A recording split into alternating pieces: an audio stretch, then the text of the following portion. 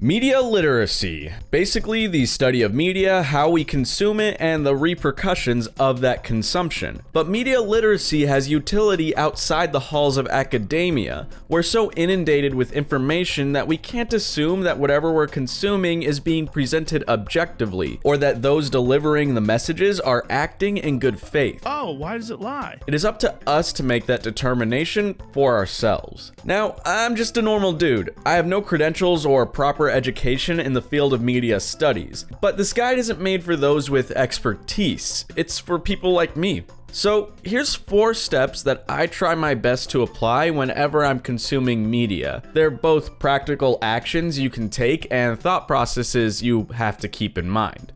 Step 1. Check your sources. In any kind of news media, we have primary sources and secondary sources. A primary source deals with the subject of the media directly, like this Upload VR article in which Doom co-creator John Carmack spoke to the publication via email about the closure of Echo VR. A secondary source means the publication is relaying information received outside of the publication itself. This Kotaku article about Carmack's statement is a secondary source. You should always attempt to track down the primary source for any news story you consume. Unfortunately, this is sometimes easier said than done. There's no standardized system in place for sourcing in online articles. Sometimes they'll appear at the bottom, sometimes at the top, and sometimes just kind of wherever. In this Kotaku article, the primary source appears at the top of the 4th paragraph, preceded by 7 hyperlinks to other Kotaku articles. This isn't limited to Kotaku. Excessive hyperlinking to other stories on the site or sister sites is how these websites keep you engaged, so they can show you more ads. All of this is to say, you'll probably have to do some digging to track down a primary source, even if the publication is directly linking to it. And if there isn't a primary source link directly, first, that should be starting to set off your spidey sense. Second,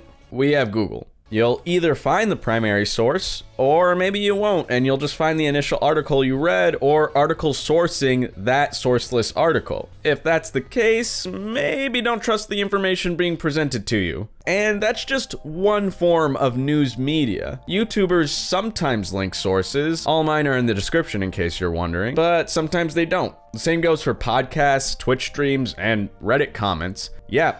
All those things are media. I know we're biologically hardline to trust people with long nipples, but Joe Rogan is also media. He may just be a dude talking to other dudes, and we shouldn't expect journalistic integrity from his show, but we should hold ourselves to the same standard of healthy skepticism and critical thinking, no matter what media we are consuming. Primary sources are important because of how easy it is for outlets, intentionally or not, to manipulate consumers by cherry-picking information. Anytime any news outlet proclaims a new study has found out X, it's always a good idea to actually look at the study being sourced. 9 times out of 10, the findings are more modest than the inherently sensationalized articles make them out to be. And basing any belief on a single study is fundamentally against how science, actually works. You can pretty much find a single scientific study to confirm almost any idea or bias you want. And even any given study's findings can be called into question depending on the methods the researchers use to conduct them. If you don't want to go through the tedious process of combing through the data yourself, a good rule of thumb is to look at the aggregate of information. Things like meta-analyses of multiple different studies are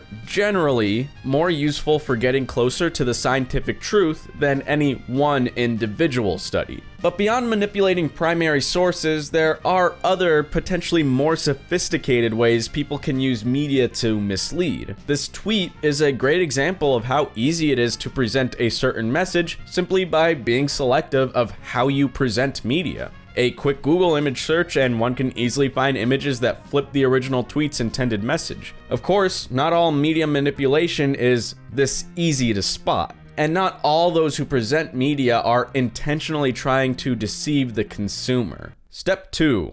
All media is biased, which is not inherently a bad thing, but something we need to understand and accept to be good media consumers. Before he was known as a creepy weirdo, Andrew Callaghan was known for his unique approach to YouTube journalism. Callaghan's interview style was taken straight from the Louis Theroux school of radical listening, letting his subjects speak their mind with little to no vocal editorialization from Callaghan himself. This has led a lot of people to proclaim Callaghan as a truly objective journalist. I really can't emphasize how wrong that thought process is, because Callaghan may not speak much during his interviews, but that doesn't mean he doesn't have a point of view. He's still deciding what to cover, who to interview, and how the project is edited and presented to the audience. We are getting a version of these events and people through Callaghan and his team. And the fact that people interpret these videos as objective simply because of Callaghan's low-key interviewer persona speaks to a huge problem we have with our understanding of media. In our hyper-online and increasingly divided world, the word bias seems to have become synonymous with bad. It's a coping mechanism designed to avoid critical consumption by obfuscating the dirty and complicated truth that all media is biased, and replacing it with a comforting, rigid dichotomy. Media objective equals good, and media biased equals bad.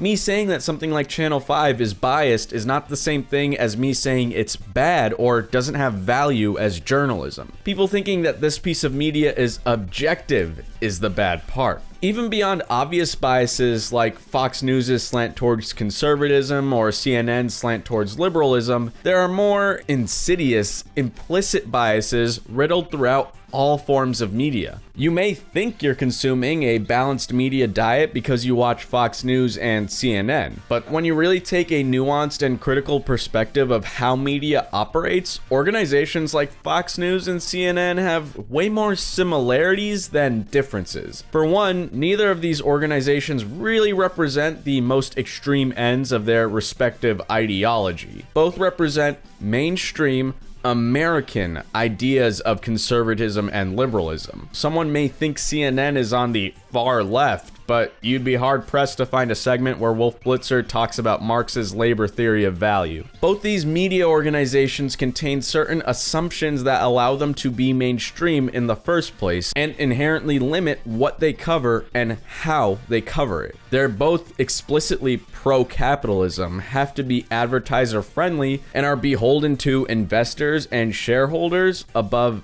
anyone else. Step 3. Everything is for profit. In 2017, the first YouTube adpocalypse occurred in response to several high-profile YouTubers making some, questionable content. Major advertisers like Coca-Cola and the entire UK government pulled their ads off the platform. New guidelines for what could and couldn't be monetized were put in place, and YouTube began pushing more videos from legacy media companies. YouTube favoring and becoming more like mainstream media isn't because those coding the algorithm have some kind of ideological bias they're trying to push. Advertisers like the brand friendliness of mainstream media advertise fund YouTube, so YouTube becomes more like mainstream media. Now, I don't say all this to justify a platform like YouTube's actions when it comes to how they've placated advertisers. I don't agree with all their rules or how they've gone about implementing them. But proper understanding of why these decisions are made at large media corporations like YouTube is integral to media literacy. Let's take a look at this ad for Rumble, a YouTube alternative.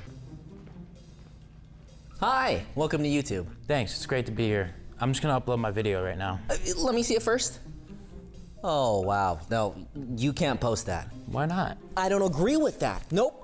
This Rumble ad makes a few assumptions about the nature of YouTube's policies that, in my opinion, reflect a poor understanding of media literacy. It assumes YouTube's policies are reflective of some key individuals or some company-wide ideology. In reality, YouTube is simply doing what they think they have to in order to placate their advertisers and comfort their investors because the company has simply gotten too big to warrant a certain amount of risk. Make no mistake, if a platform like Rumble reached YouTube's popularity, their policies would probably be pretty similar. These media companies become too big and their investors expect continued growth, leading these companies to become more and more risk adverse. I'm hyper-focusing on YouTube here, but this applies to all media platforms, especially ones reliant on ads and investors, which is pretty much all of them. While I'm more inclined to trust news sources from smaller platforms, that doesn't inherently make them better than mainstream media. The problem with something like CNN isn't that it's quote-unquote mainstream, it's that it is inherently compromised by the nature of its business model, something that all media platforms are vulnerable to.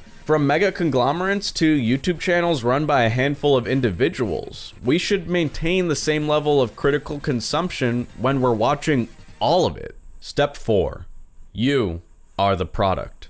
What is YouTube in the business of? What about Fox News, the New York Times? Despite whatever superficial differences these platforms may have, they're battling for the same thing: your attention. Advertiser-funded media aims to keep you engaged for as long as possible. Yes, even this video is a part of that process. Sensationalism, outrage, and fear are some of the easiest and most successful ways to keep people coming back. There's a multi-billion-dollar business apparatus designed to hijack your brain in the most sophisticated and effective ways possible. When we find ourselves down the outrage bubble, we have to remember that for many of these media organizations, their primary purpose isn't simply to inform. They exist to sell us to advertisers. Now, I don't advocate for shutting yourself off from media consumption completely. Not that that would even be possible. Reality is dark, grimy, confusing, and uncomfortable. But that's the only way we can get to the truth. Looking at media more critically is an arduous,